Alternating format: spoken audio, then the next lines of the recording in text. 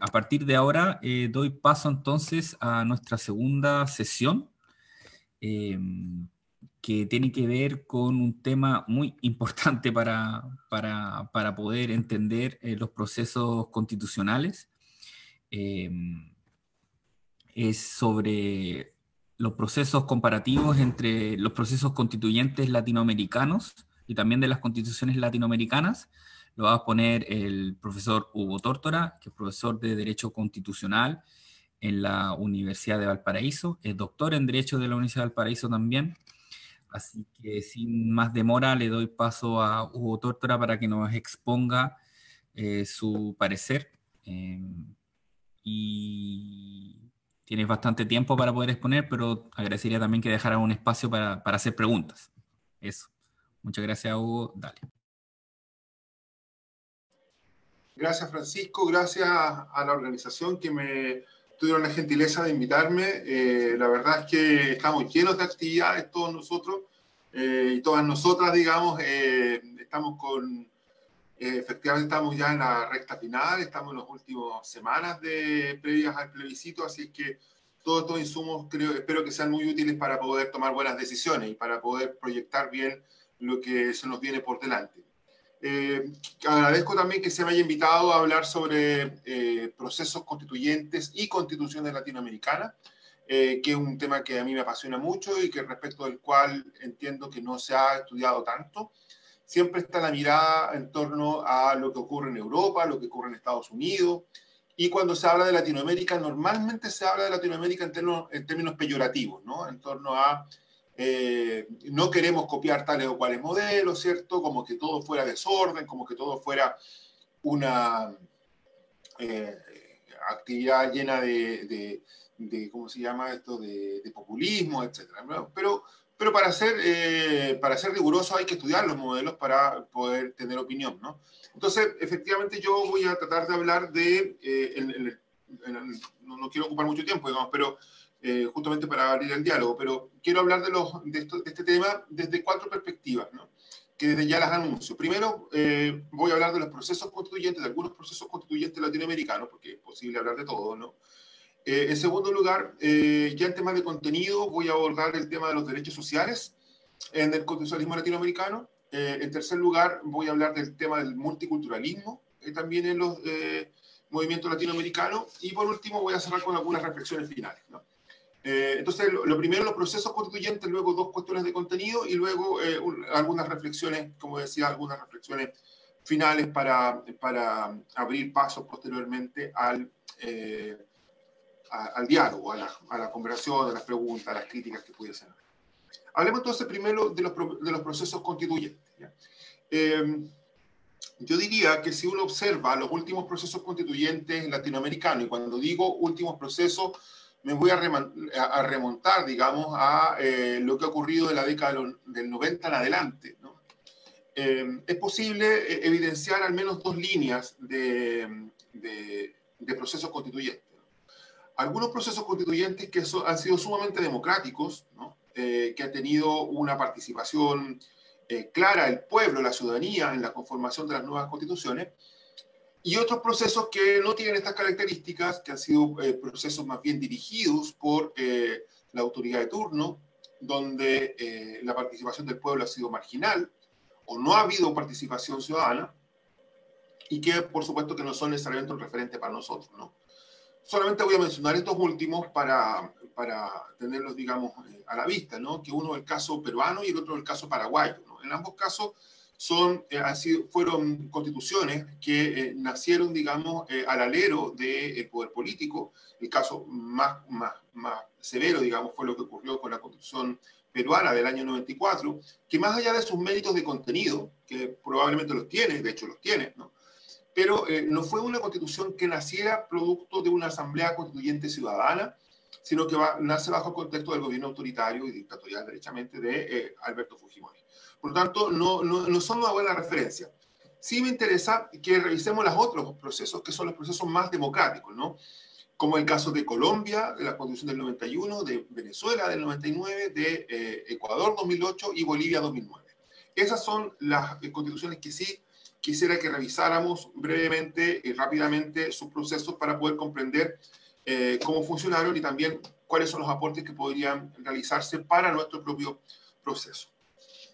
En general, estos 4 países, ¿no? Colombia, Venezuela, Ecuador y Bolivia, se caracterizan porque sus procesos constituyentes operaron a través de una activación del poder constituyente en manos del pueblo, ¿no? Una activación del poder constituyente en manos del pueblo, ¿no? Vale decir, nacen efectivamente por movilizaciones sociales, ¿no? Que generan el impulso para crear una nueva constitución y al mismo tiempo el pueblo, la ciudadanía, tiene una activa intervención, una activa participación en la redacción de las constituciones, ¿no? Por eso es que hay algunos autores, un autor español particularmente, como es Rubén Martínez Dalmau, que sostiene, digamos, que estas constituciones aluden o corresponden a lo que pudiésemos llamar un constitucionalismo sin padre. Un constitucionalismo sin padre, vale decir, no es posible identificar a una persona como la que está detrás de la Constitución, sino más bien es la ciudadanía entera, ¿no?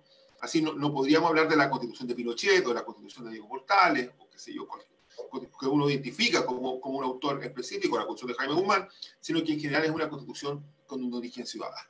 ¿Bien? Y como decía, son estas 4 constituciones las que yo quisiera mencionar.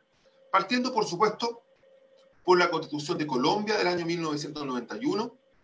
Sobre este particular, otro autor español como es Albert Noguera dice que el nuevo constitucionalismo latinoamericano se inicia con la Constitución colombiana justamente por la forma como ella nace, ¿no? La Constitución colombiana nace en un contexto de una crisis institucional importante en Colombia a fines de la década de los 80, principios de la década del 90, donde está presente una violencia y una, digamos, un clima de guerra interna, de guerrilla interna, y también de un alto narcotráfico, que había generado un importante sentimiento de inseguridad por parte de la población. Esto sumado además a fenómenos de corrupción en la esfera pública, motivó entonces que fundamentalmente los universitarios, un movimiento de universitarios, promovían lo que se conoce como la séptima papeleta. ¿Y qué consistió la séptima papeleta? ¿No? Esta fue una iniciativa ciudadana que nace de los estudiantes fundamentalmente, donde en las elecciones presidenciales y parlamentarias del año 1990 se invitó a las personas que quisieran, introdujeran a la urna un papel, digamos, que es esta séptima papeleta, donde manifestaran su voluntad de convocar a una asamblea constituyente. ¿Bien? Esto fue un movimiento ciudadano, digamos, no fue promovido por el gobierno, no fue promovido por el Estado, sino que son los propios ciudadanos los que inician esta idea. Y contados los votos, digamos, aparece que más de 2 millones de personas, que claro, no es la mayoría, pero sí una voz importante, 2 millones de personas estaban de acuerdo con promover la idea de una nueva constitución. Con esa voz clara, el entonces presidente Barco llama entonces a un plebiscito, convoca un plebiscito con el objetivo de que la ciudadanía expresara o no su voluntad de convocar a una asamblea constituyente, ¿no? Por supuesto que gana la opción favorable y se convoca una asamblea constituyente, la cual estuvo compuesta por 74 miembros, fue una asamblea relativamente pequeña, de los cuales 70 tenían derecho a voz y a voto y 4 solamente tenían derecho a voz, pero no tenían derecho a voto. Esta asamblea constituyente entonces sesiona por mandato popular, pero yo diría que aquí esta asamblea tiene al menos tres inconvenientes graves, ¿no? Uno, que no es una asamblea paritaria, por cierto, y de hecho solo 4 de las 74 personas que integraron la asamblea eran mujeres, 4 de 74, ¿no? Lo cual es un número claramente ínfimo, ¿no? En segundo lugar, tampoco hubo escaños reservados para pueblos originarios. Y en tercer lugar, lo que me parece casi más grave, lo anterior también es grave, digamos, pero lo que me parece casi más grave es que la constitución que emana de la asamblea solo fue votada de manera interna por la asamblea, pero no fue sometida a un plebiscito de cierre. ¿ya? Y en ese sentido se nos cae un poco la tesis de que aquí hay una activación del pueblo como titular del poder constituyente, ¿no? Porque si efectivamente el pueblo hubiese sido titular del poder constituyente, tendría que haber validado el proyecto de constitución que hubiera elaborado la Asamblea, ¿no? Por lo tanto, hay un avance con el caso colombiano, pero no es menos cierto que también tiene estos problemas que estoy evidenciando, ¿no? Luego hay que mencionar el caso de Venezuela, de 1999, donde también es un país con una grave crisis política, con corrupción, con inestabilidad, ¿no? Severa en la década de los 80, de los 90. Y en este clima de inestabilidad y una gran cantidad de movilizaciones, de protestas públicas, aparece Hugo Chávez, ¿no? Como un líder político que había participado por lo demás en un intento de golpe de Estado, ¿no? Y Hugo Chávez se presenta como candidato presidencial y donde una de sus promesas de campaña era la convocatoria, digamos, a una asamblea constituyente.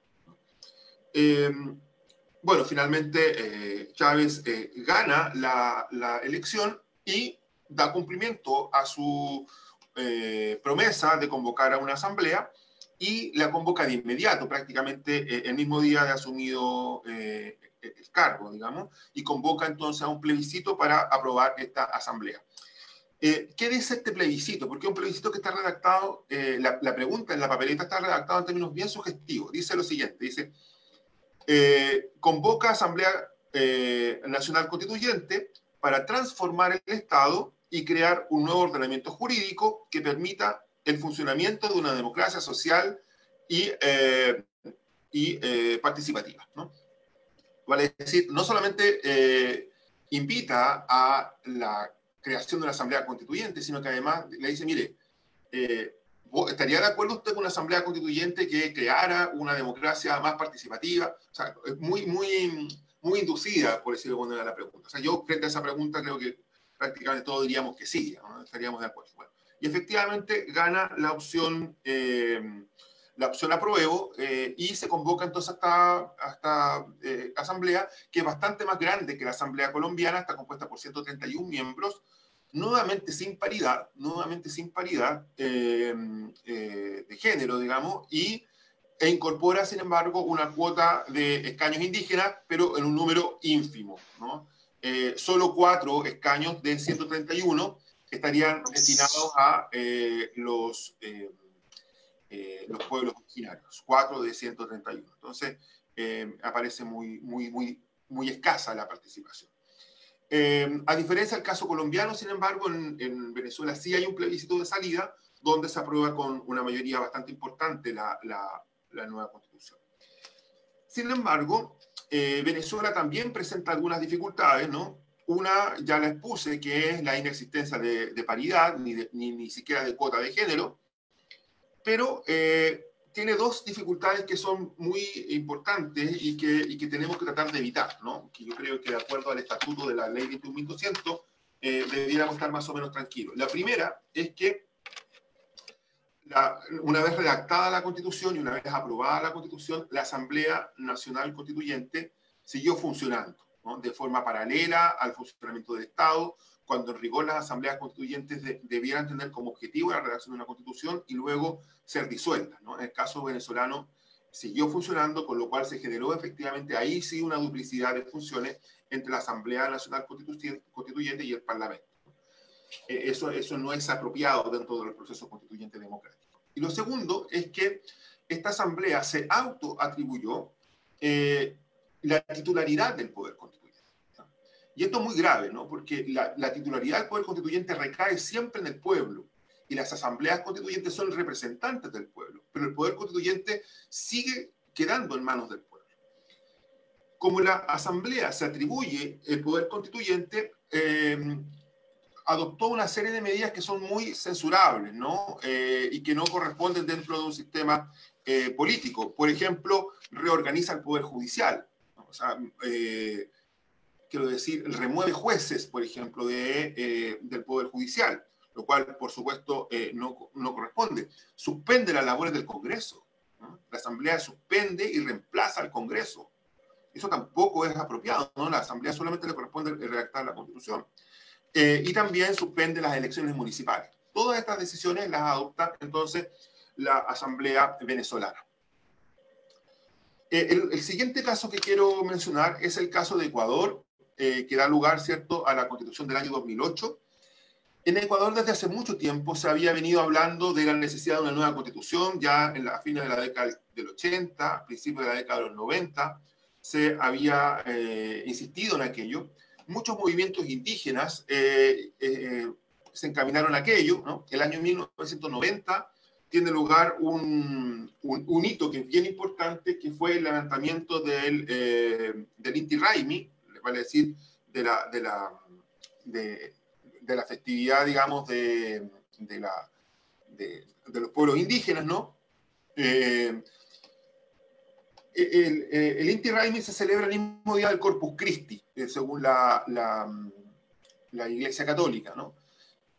Y se acostumbraba habitualmente, digamos, de que las comunidades indígenas se tomaban simbólicamente las iglesias y las plazas como una señal de recuperación, de reivindicación, y bueno, los sacerdotes y la iglesia permitía aquello, ¿no? Pero obviamente terminada la ceremonia se devolvía a los curas, qué sé yo. El tema es que para el año 1990, en Quito, en la Catedral de Quito, digamos, los indígenas realizan la misma ceremonia, pero se quedan en la iglesia, ¿no? Se quedan en la iglesia y se toman la iglesia en Quito, ¿no? Como una señal de protesta, ¿no? Y esto fue un movimiento que finalmente duró varios días y que generó una crisis importante en Ecuador. Bueno, todas estas movilizaciones permitieron finalmente la dictación de una constitución como fue la Constitución de 1998, que no cumplió las expectativas, fue una constitución más bien de corte neoliberal, ¿no? Que no cumplió las expectativas y que generó, digamos, un clima de desigualdad, de pobreza, de injusticia social.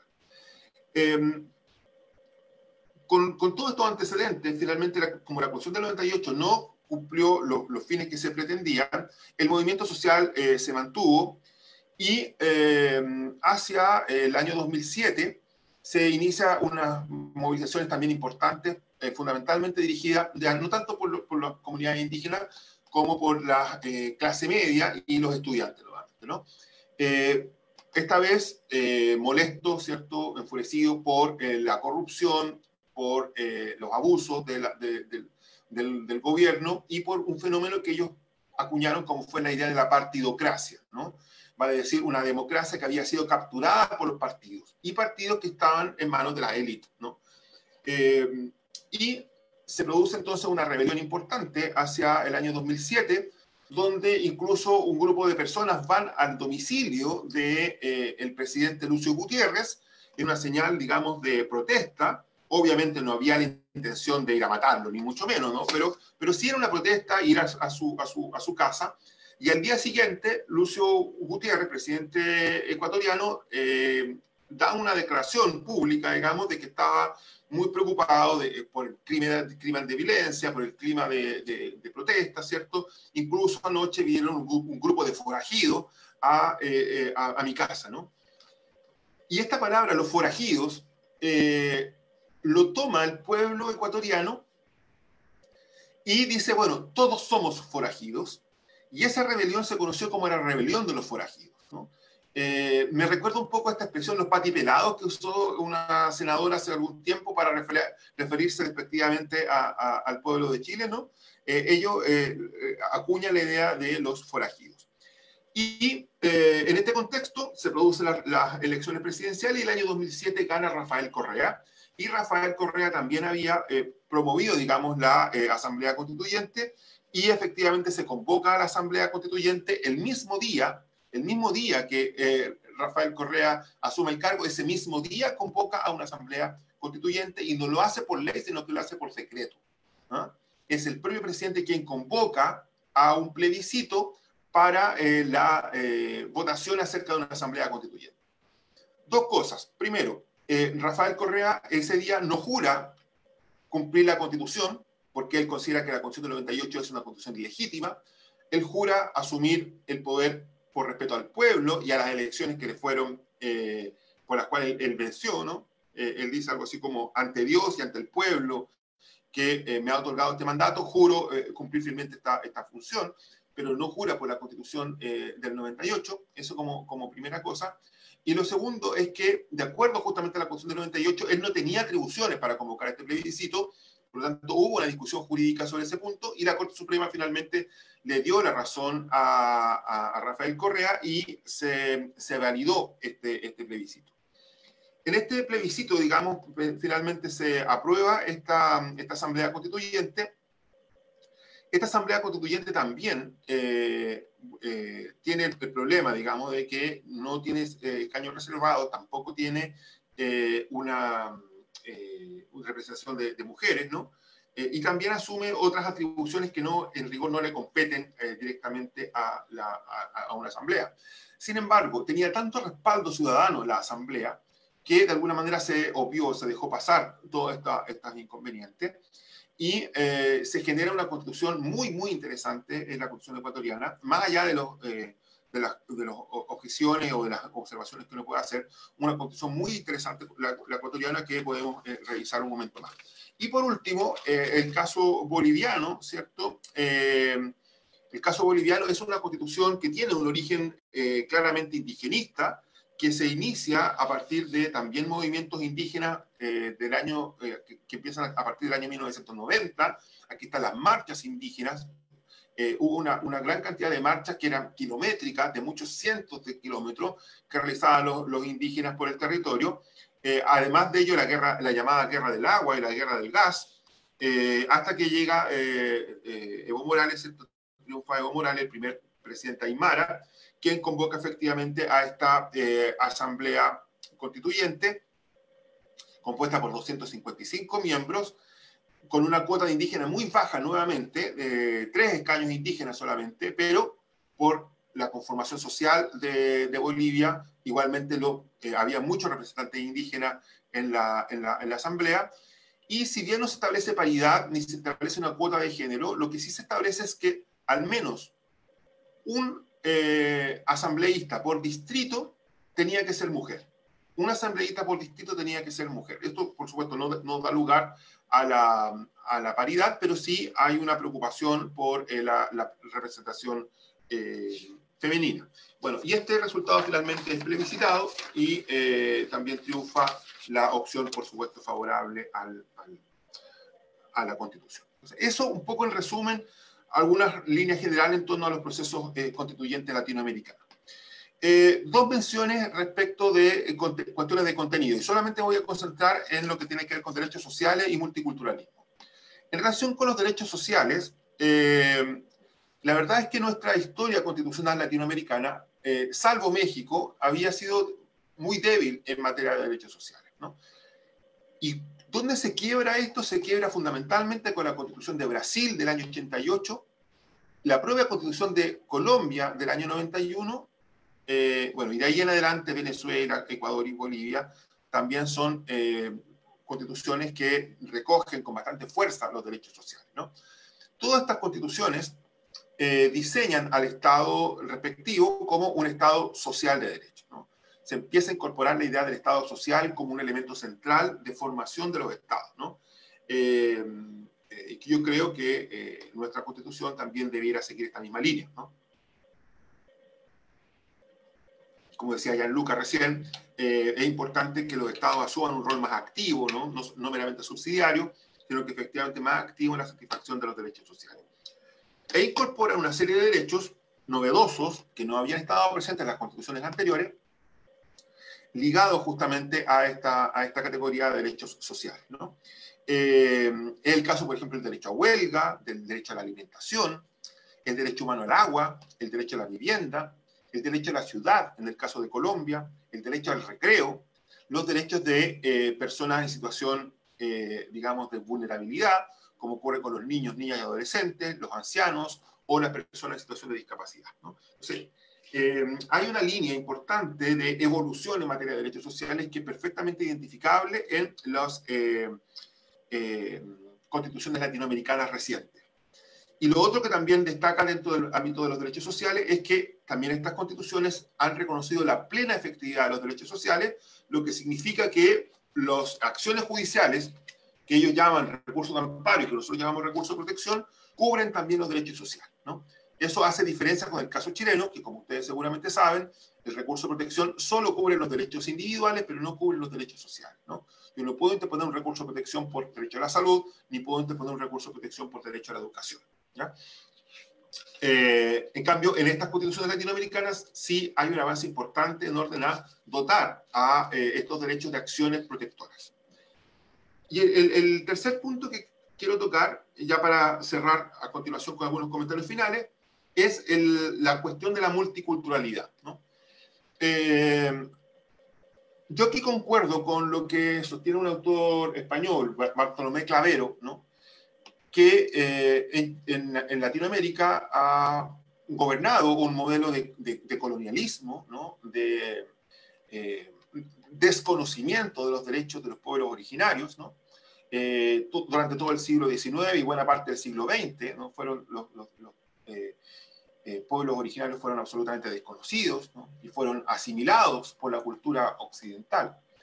Y lo que dice Clavero es que todo este fenómeno de colonialismo no es que se haya producido a pesar de las constituciones, sino que se produjo precisamente gracias a las constituciones. Vale decir, las constituciones fueron herramientas de colonización, ¿no? Y de eliminación de las culturas indígenas, ¿no? Entonces, nuestro constitucionalismo en general ha sido un constitucionalismo de desconocimiento de los derechos de los pueblos originarios, ¿no? Y eso, con el tiempo, ha ido cambiando, y la profesora Raquel Irigoyen distingue tres fases que son muy importantes de mencionar. Primero está todo lo que se conoce como el periodo multicultural, que se inicia con la Constitución de Canadá, si bien no en Latinoamérica, pero hace un aporte importante acá, la Constitución de Canadá, luego Guatemala y Nicaragua, en la década de los 80, todas ellas, donde empiezan a reconocer la idea de la multiculturalidad, la idea de reconocer, digamos, y de respetar los derechos de las culturas indígenas, ¿no? Luego aparece un segundo periodo, que es el periodo de la pluriculturalidad, que estaría justamente iniciado por Colombia y una serie de constituciones de la década del 90, donde ya empiezan a reconocerse derechos colectivos para los pueblos originarios, y se empieza a hablar también de estados pluriculturales. No obstante estos avances, que por supuesto celebramos, porque para la época fueron avances importantes, tienen algunos déficits, ¿no? No transforman al Estado, sigue siendo el mismo Estado que reconoce a los pueblos originarios, ¿no? O sea, sigue habiendo un grado de jerarquía, donde por una parte está el Estado y por otra parte están los pueblos originarios, a quienes reconocemos los derechos, pero siempre en un grado de inferioridad respecto al Estado, ¿no? Tampoco son constituciones que transforman mayormente el modelo económico, no permite la participación de los pueblos originarios en los órganos del Estado, sin establecer cuotas, digamos, de participación, y tampoco reconoce el pluralismo jurídico ni la justicia indígena, vale decir, no reconoce los ordenamientos jurídicos de los pueblos originarios, y si lo hace en un grado de sujeción respecto del ordenamiento estatal, ¿no? Y la tercera fase es la fase plurinacional, ¿no? Es la fase plurinacional, que por razón del tiempo no podemos desarrollar plenamente, salvo que haya alguna pregunta más adelante, pero la fase plurinacional, que está presente en las constituciones de Ecuador y de Bolivia, fundamentalmente lo que hace es no solamente reconocer a los pueblos originarios, sino que incorporarlos al Estado, ¿no? O sea, es un Estado plurinacional que incorpora a los pueblos originarios a la toma de decisiones, ¿no? Por eso es que estos estados se refundan, son nuevos estados, ¿no? Que siguen llamándose Bolivia y Ecuador, pero son estados nuevos, ¿no? Que piensan el fenómeno del poder de una manera novedosa, con la incorporación de la diversidad cultural, ¿no? Entendiendo que, claro, los pueblos originarios son pueblos preestatales, son pueblos precolombinos, que tuvieron que enfrentarse a la llegada del Estado y que tenían todo el derecho a mantener espacios de autonomía que habían perdido justamente producto de la conquista y de la colonización, ¿no? Unida a la plurinacionalidad, también al reconocimiento, digamos, de los pueblos en la gestión del Estado. Hay otras cuestiones que también están asociadas a estas dos constituciones, como es, por ejemplo, algo que ya mencionábamos recién, como el pluralismo jurídico, para decir el reconocimiento de los ordenamientos jurídicos de estos pueblos, digamos, en igualdad de condiciones con el ordenamiento estatal, el reconocimiento también de la justicia indígena, el reconocimiento también de la pluralidad lingüística, ¿no? Estos estados no reconocen al idioma español únicamente como idioma oficial, sino que también hay otros idiomas oficiales. También podríamos mencionar el reconocimiento de la Pachamama y de los derechos de la naturaleza, como también mencionaba Gianluca, digamos. Todo esto dentro de la lógica de la cosmovisión indígena, y además amparado en un principio fundamental como es el principio del buen vivir o del sumak causai, que también reconocen estas constituciones. El buen vivir significa, así en pocas palabras, digamos, lo que uno alcanza a explicar en este momento, significa construir una forma de vida y una organización social que sea respetuosa, que sea coherente con todo el entorno, ¿no? Tener una organización de vida y una organización social que sea compatible, que sea coherente con el entorno. Entendiendo por entorno tres cosas. La naturaleza, nosotros tenemos que construir una forma de convivencia política, económica, jurídica, que sea compatible con la naturaleza. Segundo, con la pluralidad cultural, o sea, también tener un estilo de organización que reconozca la pluralidad cultural, el respeto por las otras culturas. Y tercero, el entorno también es un entorno histórico, vale decir, un respeto por las anteriores generaciones y también por las futuras generaciones, ¿no? Todo eso es el buen vivir y todo eso está recogido por las constituciones latinoamericanas, digamos, estas dos constituciones latinoamericanas, ¿no? Por lo tanto, hay cuestiones súper interesantes cuando hablamos de estados plurinacionales y de los principios que están asociados a los mismos, ¿ya? Reflexiones finales. Tenemos mucho que aprender de los modelos latinoamericanos, ¿no? Tenemos mucho que aprender de los modelos latinoamericanos. Ellos nos han legado muchas cosas y que tenemos que observar, ¿no? No obstante ello, no obstante que tenemos mucho que aprender de ellos, también no podemos ser autoflagelantes y tenemos que reconocer que el caso chileno puede ser incluso un aporte a esta tradición, ¿no? Tenemos muchos elementos que nos distinguen de estas últimas constituciones latinoamericanas y que pueden ser verdaderamente novedosos, ¿no? Y que puede ser, digamos, la fase final probablemente o muy avanzada de desarrollo del constitucionalismo latinoamericano. Por cuatro razones. Primero, porque en ninguno de estos casos, en ninguno de estos países que hemos mencionado, podemos evidenciar un doble plebiscito como el que vamos a tener ahora en octubre, ¿no? En octubre tenemos un doble plebiscito donde primero se nos va a preguntar si queremos o no queremos una nueva constitución y luego cuál es el mecanismo para redactar esa constitución. Eso no existió en los casos anteriores, ¿no? En los casos anteriores, lo único que se preguntaba es si quería o no quería una asamblea constituyente, pero no se le daba una alternativa a la asamblea constituyente, ni mucho menos se le preguntaba previamente si quiere o no quiere una nueva constitución. Esa es una ventaja que tenemos que reconocer del caso chileno. Segundo, por primera vez en la historia de Latinoamérica podemos estar frente a una constitución verdaderamente paritaria. Y no solamente de Latinoamérica, sino que del mundo. En tercer lugar, por primera vez en Latinoamérica, ¿no? Podemos también tener una constitución con verdadera representación de pueblos originarios a través de escaños reservados, ¿no? No estos 3 cupos o 4 cupos simbólicos de Venezuela y de Bolivia, sino que efectivamente una representación genuina de los pueblos originarios. Y en cuarto lugar también tenemos la ventaja, digamos, de la posibilidad de que los independientes puedan presentar sus propias listas, digamos, como candidatos, porque a diferencia de lo que cree mucha gente, digamos, estas asambleas constituyentes tuvieron una representación partidaria muy importante, ¿no? Y por lo tanto nosotros pudiéramos también pensar en una convención que pueda ser también con una representación independiente importante. Y por último, digamos, cuáles son los desafíos a los cuales nos vemos enfrentados bajo la lectura de los errores y de las tropiezos que pudo haber tenido los casos latinoamericanos. En primer lugar, insistir, digamos, en que la Convención tiene que respetar la actuación de los demás órganos del Estado. No puede volver a suceder de que la Convención o la Asamblea Constituyente, como queramos llamarlo, intervenga en el Poder Judicial o suspenda el Congreso Nacional. Eso es muy, muy peligroso.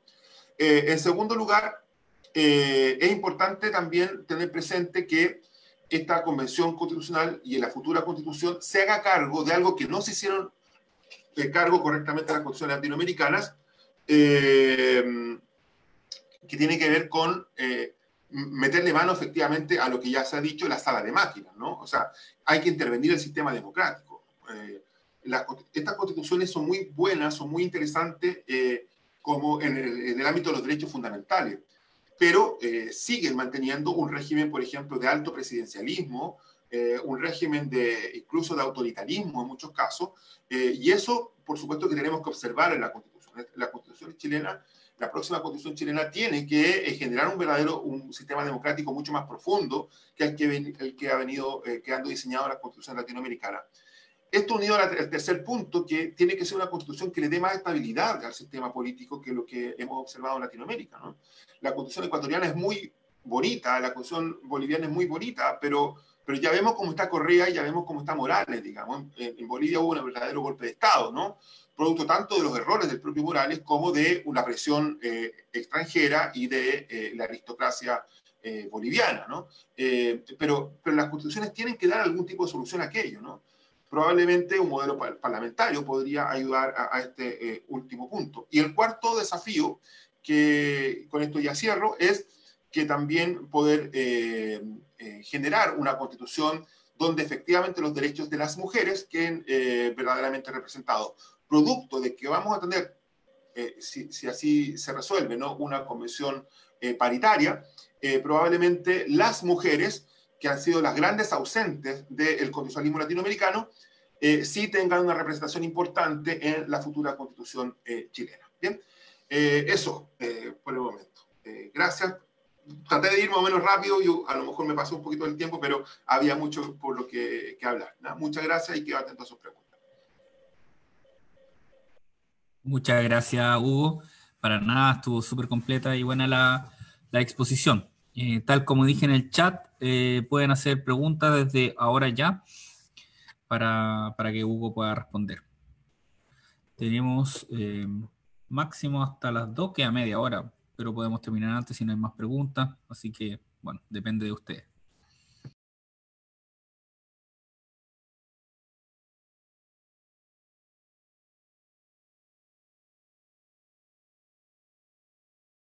María Soto, adelante. Hola, muchas gracias. Excelente las exposiciones. Quería preguntarle a Hugo cómo ve él el tema de incorporar en la Constitución algunos mecanismos de plebiscito para hacer consultas de una forma mucho más cotidiana, digamos, a la población respecto a diversos temas. No sé si eso va dentro de la Constitución o debería ir en otra parte, ¿ya? Y la otra pregunta, en relación a lo último que tú mencionaste, nosotros como país tenemos una historia, ¿no es cierto?, que hemos sido muy afectados en los procesos democráticos y con mucha violencia de parte de grupos de alto poder en el país, y que obviamente estos grupos todavía existen y existen incluso con más poder. ¿Cómo nos defendemos de eso? ¿Cómo el pueblo, la ciudadanía, que quiere tener paz, que quiere tener un sistema democrático, que quiere lograr metas de alto alcance, cómo nos defendemos de estos grupos que lo único que quieren es engordarse ellos y nadie más?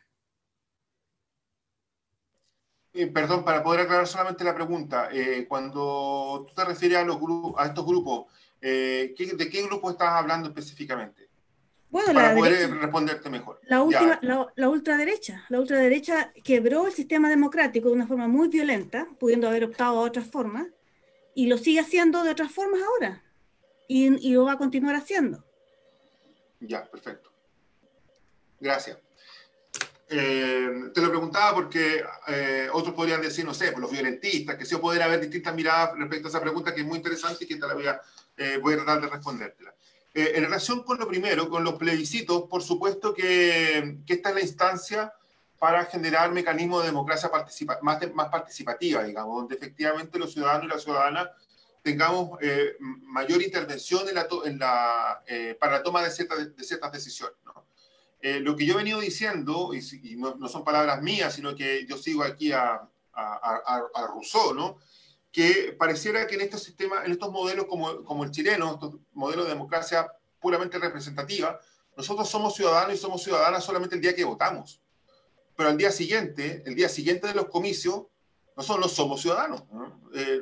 ¿Qué derecho político ejercemos luego de que votamos. Nos convertimos en súbditos, tan súbditos como lo eran las personas que vivían bajo la monarquía absoluta. Entonces, efectivamente, hay que generar el mecanismo de plebiscitos, digamos, donde nosotros seamos consultados para ciertas cosas, ¿no?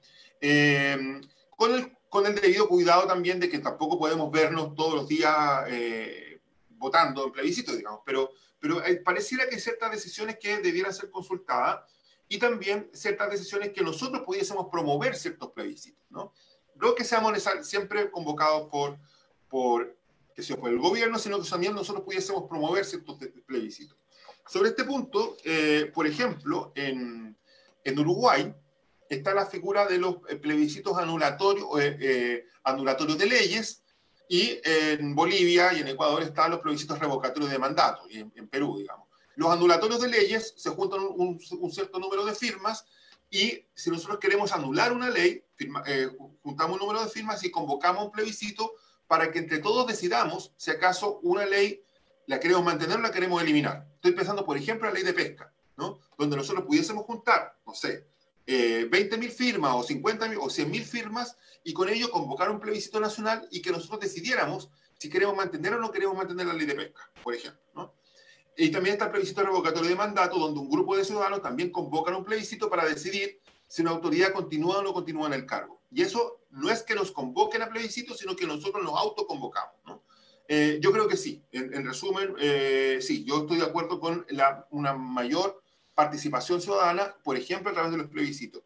Y respecto de lo que se señala de los grupos más conservadores o de la derecha, digamos, por supuesto que yo no puedo, digamos, validar un modelo de exclusión política, ¿no? Yo creo que, salvo que se trate, digamos, de algún tipo de ideología que promueva la violencia o que promueva la discriminación, ¿no? El odio racial o el odio de género, uno tiene que aceptar las distintas posiciones políticas para no caer, digamos, en la proscripción del Partido Comunista, por ejemplo, como hizo la Constitución del 80. Tenemos que reconocer la posibilidad de que los distintos cuerpos políticos, las distintas ideas políticas puedan expresarse. Pero lo que vamos a lograr probablemente con la nueva Constitución es eliminar todo tipo de normas de amarre, ¿no? Donde finalmente estos grupos políticos, que pueden ser importantes pero no son mayoritarios, no tengan poder de veto, ¿no? Hoy día lo que ocurre es que estos grupos más conservadores tienen poderes de veto, lo que significa, por ejemplo, que cuando se vota una ley, si no tenemos el acuerdo de esos grupos minoritarios, simplemente no se pueden aprobar esas leyes, ¿no? Porque tenemos leyes supramayoritarias donde no basta la mayoría para aprobar esas leyes, sino que requiere además un consenso, porque son tan altos los quórums, que se necesita un consenso con los grupos minoritarios, ¿no? Si sacamos ese tipo de leyes, si sacamos ese tipo de cláusula, probablemente la derecha o cualquier grupo político va a ser un grupo válido que va a poder convivir, pero no va a tener sobrerepresentación como tiene hoy día, ¿no? Y eso yo creo que en un sistema democrático es lo que basta, ¿bien? No sé si respondo a tu pregunta, María. Sí, en parte bien. Muchas gracias. Ya, ¿no? ¿De qué? Claro, nos puede gustar o nos puede gustar la respuesta, pero hay que tratar de responder. No, sí, está bien. Gracias. Muy bien. Le doy la palabra a Matías Zaneta. Zaneta, por favor. Matías. Hola Hugo, primero que Matías. todo muchas gracias por la presentación, muy completa, me quedaron dando vuelta varias cosas que quedan para estudiar para la casa, tarea para la casa.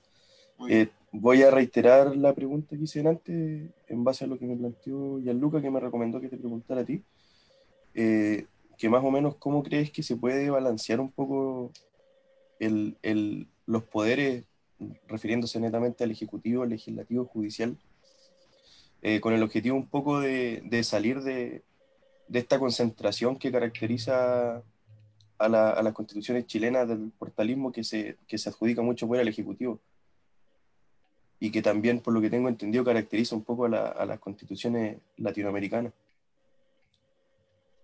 Correcto. Sí, efectivamente, ese karma, ¿no?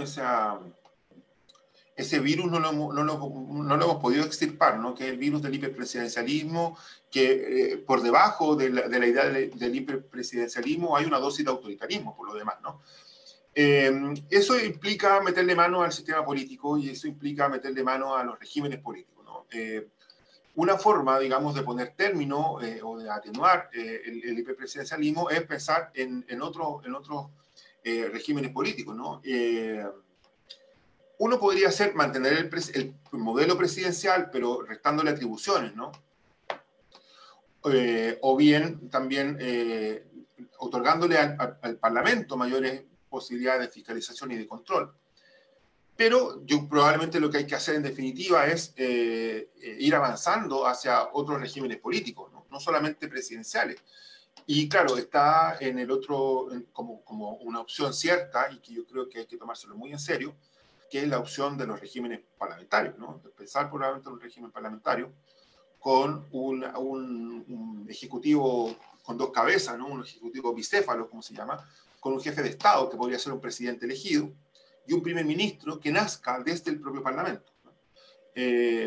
La característica del régimen parlamentario es que el primer ministro se mantiene en el cargo, como es nombrado por el Parlamento finalmente, el primer ministro se mantiene en el cargo mientras cuente con la confianza del Parlamento, ¿no? Y por lo tanto el Congreso podría remover en cualquier momento a través de lo que se llama un voto de censura al primer ministro. Eso deja al primer ministro en una situación probablemente de inestabilidad, pero también sabe que tiene que hacer muy bien las cosas porque si no el Congreso lo puede remover, ¿no? Sin perjuicio del plebiscito revocatorio de mandato que mencionábamos recién con la otra pregunta. Entonces el grado de control es muy alto respecto del presidente a través de este mecanismo. Al mismo tiempo, quiero decir el primer ministro, ¿no? Al mismo tiempo el primer ministro podría, así como el primer ministro puede ser destituido por las cámaras, el primer ministro también podría disolver las cámaras a través de lo que se llama elecciones anticipadas de parlamentarios y convocar a una nueva elección de parlamentarios, ¿no? Ahora, como su cargo ha nacido del propio Parlamento, eso también implica algo así como un suicidio político, porque yo disuelvo el Parlamento, pero como mi cargo depende del Parlamento, también yo me quedo sin este cargo, ¿no? Pero bueno, eso son cosas que le van dando estabilidad. Entonces, es un mecanismo que promueve un control irrestricto del gobierno, muy estricto, muy rígido, que aparentemente genera un modelo débil, porque yo digo esto como un castillo de naipe, ¿no? Porque uno lo sopla y se cae, porque el primer ministro puede disolver la asamblea y la asamblea puede disolver al gobierno, la asamblea, quiero decir, parlamento, al gobierno en cualquier momento. Entonces uno dice, bueno, esto van a pasar destituyéndose mutuamente. Pero sin embargo, si uno mira lo que ocurre en otros países, si uno mira Inglaterra, si uno mira España, si uno mira, no sé, Alemania, ¿no? Son sumamente estables, ¿no? Son sumamente estables, porque finalmente cuando se produce un conflicto, bueno, operamos la censura y esto se resuelve, ¿no? Yo quiero decir, por ejemplo, ¿qué hubiera pasado en Bolivia si hubiesen tenido un régimen parlamentario, ¿no? Bueno, si había un conflicto con Evo Morales, el Congreso lo hubiera removido, ¿no? Lo hubiese removido y no habría terminado en esta especie casi como de golpe de Estado que ha ocurrido con un presidente arrancado, etcétera, etcétera. Entonces, yo creo que ese puede ser una buena alternativa. Es cierto que hoy día el Congreso puede remover al presidente, pero una acusación constitucional con un quórum altísimo de 2/3, donde hay que acreditar que el presidente ha cometido una falta grave. Entonces, no es un control político, sino más bien casi como un control judicial que lo ejerce el Parlamento. Entonces, en definitiva, digamos, yo creo que este modelo hiperpresidencial nos exige en preguntarnos nuevas formas de régimen político y no hay que perder de vista al modelo parlamentario, ¿no? o al semiparlamentario, digamos, como un régimen intermedio, ¿ya? Eso, Matías, esa sería mi respuesta. Muchas gracias. ¿No? ¿De qué? Le doy la palabra a David Alexander Monsalves. Buenas tardes, muchas gracias por darme la palabra. Mi consulta es, ¿cuál es la diferencia entre el sistema parlamentario y un semipresidencial? Y si en Chile sería factible un sistema semipresidencial. porque pasar del parlamentario al desde el presidencialismo al parlamentarismo sería algo muy radical, creo yo, ¿no? Gracias de Sí, antemano. no, ¿de qué? Sí, efectivamente, lo que pasa es que no hay un único modelo de semipresidencialismo, ¿no? Ni de semiparlamentarismo. La verdad es que, por decirlo de alguna manera, si uno es el blanco y el otro es el negro, hay una serie de totalidades grises, ¿no? Entre el parlamentario y el presidencial, que son estos regímenes semiparlamentarios o semipresidenciales. No hay un régimen semipresidencial o el semiparlamentario, ¿no? Yo casi lo uso como sinónimo los dos, porque el semi-parlamentario o el semi-presidencial es como decir que el gris es un semi-blanco o un semi-negro, ¿no? Está justamente en medio. Entonces, no hay un único modelo de sistema semi-parlamentario o semi-presidencial. Por ejemplo, hay algunos modelos que promueven que tanto el presidente como digamos, tanto el jefe de Estado, que es el presidente, como el primer ministro, que es el jefe de gobierno, ambos sean elegidos directamente, ¿no? No como, por ejemplo, ocurre en Inglaterra, que el jefe de gobierno es elegido indirectamente a través del Parlamento, ¿no? En otros casos también el jefe de Estado, que normalmente tiene un carácter casi simbólico, ¿no? Protocolar, como ocurre, por ejemplo, con la reina de Inglaterra, ¿no? En otros casos, el presidente tiene más atribuciones, ¿no? Quitándole un poco atribuciones al jefe de gobierno. Y por lo tanto, la presencia del presidente tiene mayor protagonismo que la del jefe de gobierno. Entonces, yo diría, mire, no hay una única respuesta frente a esa pregunta. Hay una multiplicidad de regímenes semiparlamentarios y semipresidenciales, digamos, que hay que estudiar para el caso a caso, ¿no? Y ahí, en el fondo, lo que hacemos es, bueno, veamos qué podemos recoger del sistema presidencial, qué podemos recoger del sistema parlamentario y eventualmente combinarlos, ¿no? Pero no hay una respuesta única frente a tu pregunta, David.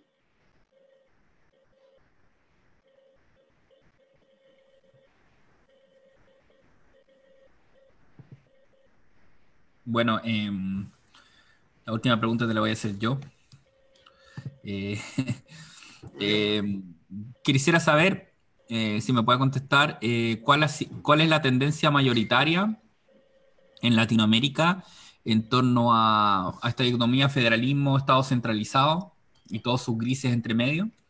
¿Y cómo crees tú que debería ser la constitución para Chile para resolver el problema de la hipercentralización del país? Eso. Ya, gracias, Francisco.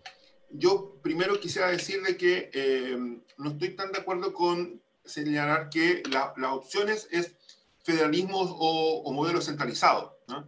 Quiero decir, el Estado unitario, o sea, las opciones son, o queremos un Estado unitario o un Estado federal, o queremos un Estado, esa podría ser una primera opción, y la segunda opción es si queremos un modelo centralizado o un modelo descentralizado, ¿no? Respecto de lo primero, respecto de un modelo unitario o un modelo federal, la verdad es que las opciones entre uno y otro, en Latinoamérica por lo menos, tiene que ver exclusivamente con el tamaño del Estado, del país, ¿no? Con una cuestión geográfica. Entonces uno revisa qué estados en Latinoamérica son estados federales, uno se encuentra con Brasil, con Argentina, con Venezuela, con México, eso, ¿no? Son países grandes territorialmente, ¿no? Mientras que los demás países en general son unitarios, ¿no? A mí me parece, ¿no?, que es perfectamente posible pensar en estados unitarios descentralizados, ¿no? Sin necesariamente llegar al modelo del Estado federal, ¿no?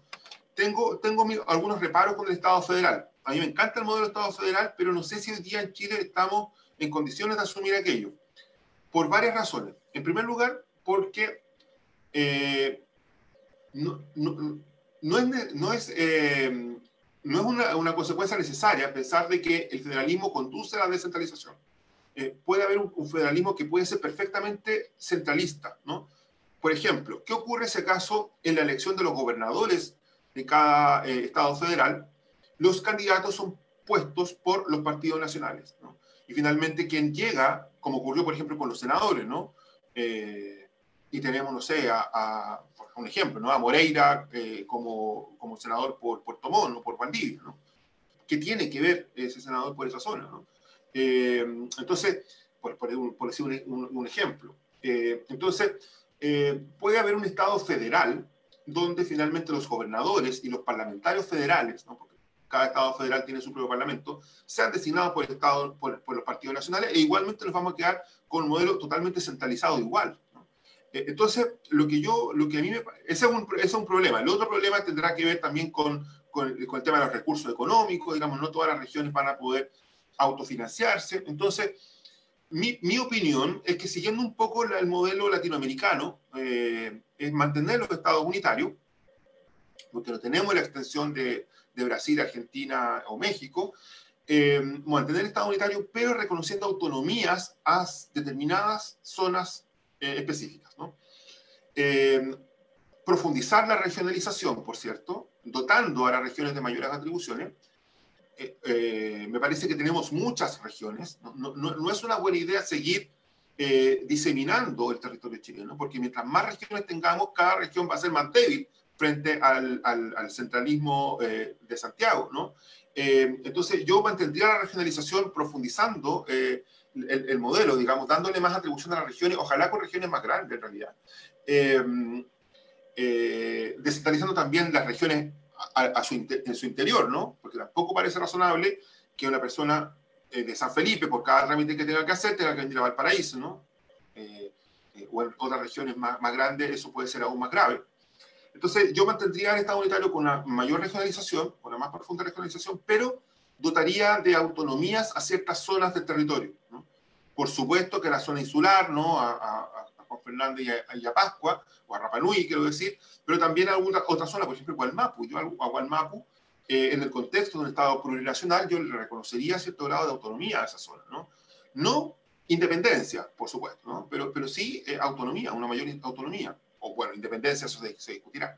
Pero hay zonas, o no sé, Tarapacá probablemente, hay algunas zonas geográficas, o Chiloé, o Magallanes, que por sus características propias requieren un grado mayor de autonomía, ¿no? Entonces, eso, yo mantendría un Estado unitario profundizando la regionalización, pero dotando de autonomías a ciertas zonas. Que eso es, por ejemplo, lo que uno puede ver en España, en Francia o en Bolivia, digamos, de zonas que tienen mayores atribuciones políticas y jurídicas y económicas. Eso, Francisco. Muchas gracias, Hugo. Si es que no hay más preguntas, vamos a ir cerrando. Ha sido una jornada larga. Le doy de nuevo las gracias a Hugo, muy ilustrativa su exposición y sus respuestas también. Quisiera, sí, antes de que se vayan, por supuesto, invitarlos a la segunda jornada, que va a ser el próximo sábado, el 3 de octubre. Vamos a estar con Jaime Baza, con Daniela Marci, con Fernando Atria, muy buenos expositores que nos van a tocar el tema del trabajo, el tema del pacto social y bueno, las razones de por qué tenemos que cambiar una constitución y sus contenidos. Y también quería invitarlos, se los comparto al tiro. En realidad, lo debería decir más bien invitarlas, porque es un taller de memoria feminista que va a ser nuestra fundación, el miércoles 7 y el miércoles 14. Pueden encontrar en nuestras redes sociales, País Digno CL, tanto en Twitter como en Instagram, como en Facebook, información más detallada en estos próximos días. Así que a todas cordialmente invitadas a este taller de memoria feminista que va a tocar la fundación del MEMCH, la resistencia feminista en dictadura, entre otros temas. Eso, con esto finalizamos la jornada de hoy. Espero nos podamos ver el próximo sábado con temas igual de interesantes que ahora. Muchas gracias.